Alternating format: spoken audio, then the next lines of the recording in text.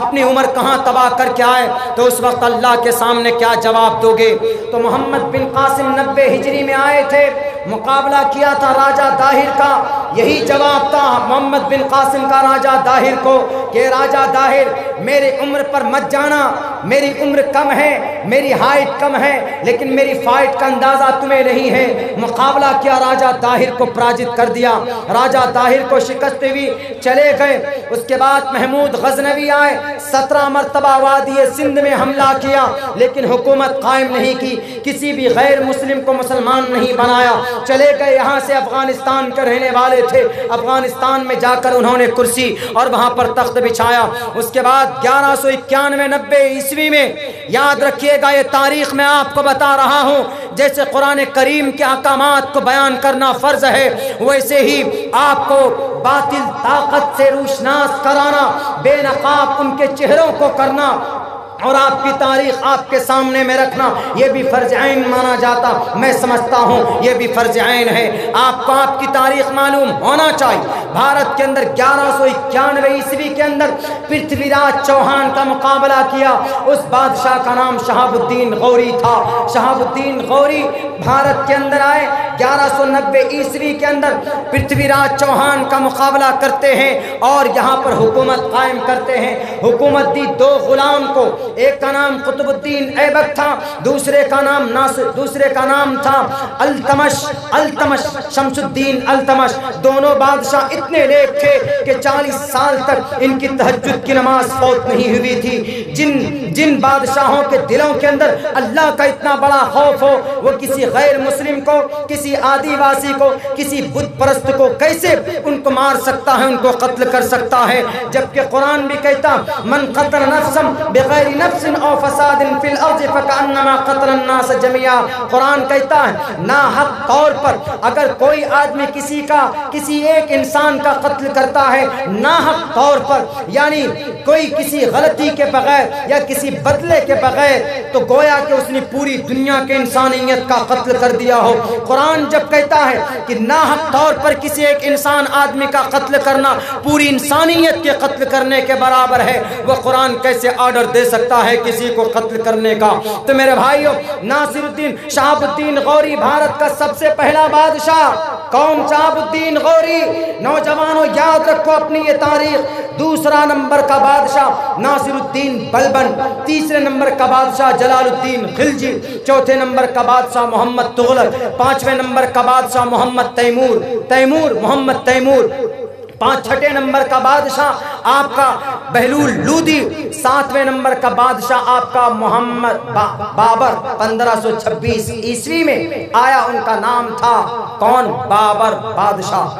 اور بابر 1526 سے لے کر بابر بادشاہ کا ہی ونش چلا 350 سال تک، 1857 تک بابر بادشاہ کی اولاد، جن کو بابر کے ٹوٹل خاندان کو، بابر کی تمام اولاد کو مغل بادشاہ کہا جاتا ہے۔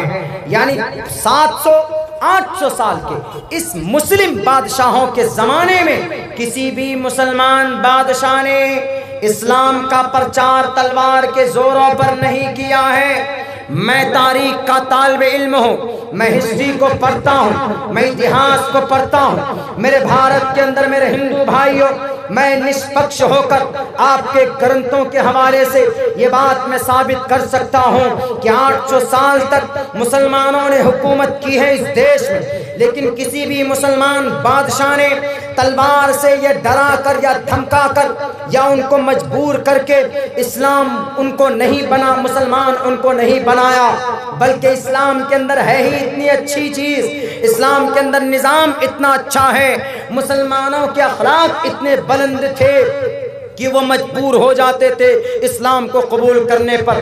ہاں، ان 800 سال کی لمبی تاریخ میں ایک بادشاہ جن کا نام محمد تغلق تھا، چوتھے نمبر کا بادشاہ، انہوں نے اسلام کا پرچار کیا، باقی کسی بادشاہ نے اسلام کا پرچار نہیں کیا۔ یہاں تک کہ محمد تغلق نے جو اسلام کا پرچار کیا ہے وہ بھی اپنے ذریعے سے نہیں بلکہ علماء کو کھڑا کیا، حضرات علماء کو کہا کہ آپ مدرسوں میں، مسجد میں ٹائم جو نماز پڑھانے کا ہے وہ نماز پڑھائیں، باقی ٹائم آپ چلے جائیں گاؤں دیہات کے اندر، وہاں ہندو بھائیوں کو بتائیں کہ کم برہم دتیو ناستے نہنا ناستے کنچن ایکم ایوم ادویتم، وہاں جا کر آپ بتائیں گاؤں سماج کے اندر ہندو بھائیوں کو ان کا شاستر پڑھ کر بتائیں اور کہیں کہ یہاں نہ پکش باتیں کچھ راکھوں، وید پران سنت مت بھاکو، تب لکھ جو سندرم چاہے کوئی، بنا محمد پار نہ کوئی، محمد کے بغیر شریعت کے بغیر اللہ کی عبادت کیے بغیر کوئی انسان جنت نہیں جا سکتا۔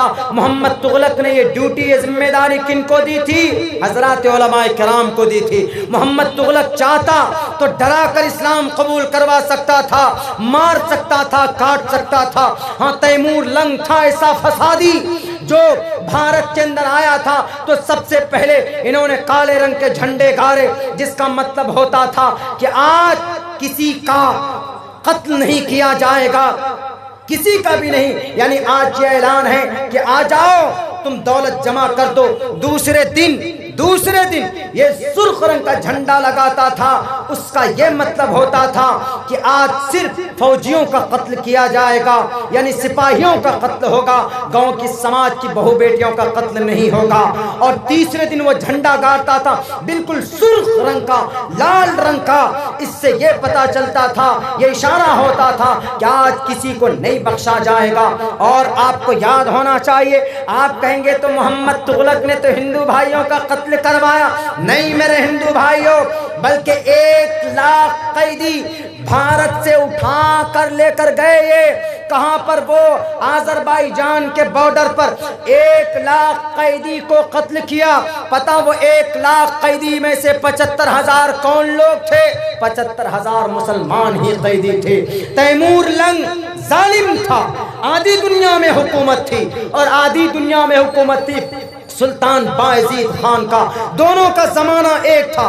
تیمور لنگ کی حکومت مشرقی دنیا میں تھی، مغربی دنیا میں حکومت سلطان باعزید خان کا تھا۔ یہ دونوں اگر چاہتے تو پوری دنیا کے اندر اسلام کا جھنڈا گاڑ سکتے تھے، لیکن نہیں، تلوار کے ذریعے سے اسلام نہیں پھیلا ہے۔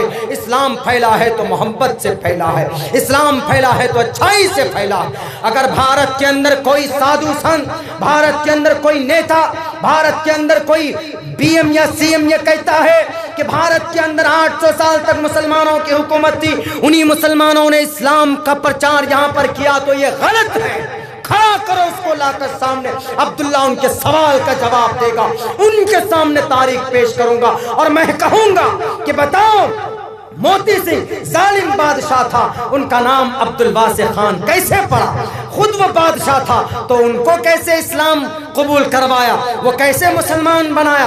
میں ان سے سوال کروں گا، بتاؤ راجہ ہرش وردھن کو کس نے مجبور کیا، اس کا نام کیسے سعد اللہ خان پڑا؟ بتاؤ راجہ چیرانند کو اسلام کس نے قبول کروایا، جس نے اپنے نام پر مسجد بھی بنوائے اور خانقاہ بھی بنوائے اور مدرسہ بھی بنایا؟ میں کہوں گا، ان کو جواب دوں گا کہ بتاؤ راجہ بھوج کو کس نے مجبور کیا تھا اسلام قبول کرنے پر؟ جس نے پان بھیجے، بھارت سے پان بھیجا، کہاں؟ کعبۃ اللہ مدینۃ المنورہ کے اندر، کعبۃ اللہ کے اندر، اور انہوں نے محمد کے نام پر یہ جملے بھی کہے، اتسمن ترے ملے چچارین سمنوتا مہامدیت کی آت ششیو ساک سمنوتا لنک چدی شکائنا شمشرو دھاری شدوشکا اچلا پی سرو بکشی بھوشتی جنومم بلا کولم چپشوشتے شام بکشیا متام مسرنے وسنسکارا کو شیری بھوشتی تسما۔